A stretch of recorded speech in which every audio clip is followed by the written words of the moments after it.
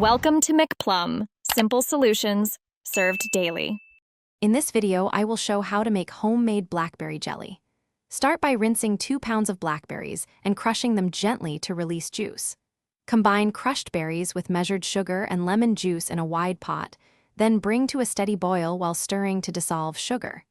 Skim foam, test for set, and prepare jars while the jelly cooks for a smooth, clear finish. Measure sugar and pick pectin based on your texture goals for reliable results. Use regular pectin with full sugar for a firm set, or low sugar pectin and less sugar for a lighter sweetness.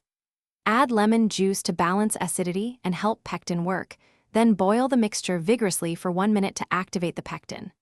Keep tasting and adjust sweetness before filling jars for your preferred flavor.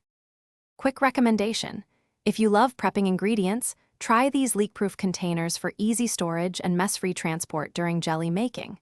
They seal tightly, stack neatly, and handle fridge to microwave use, which saves time when storing batches. I genuinely recommend them for meal prep and organization in the kitchen. If you're finding this helpful, please subscribe and like to support the channel. Check the description for the link and other deals. Now let's get back to the video. Sterilize jars and lids and keep them hot until filling to avoid cracking when hot jelly is added.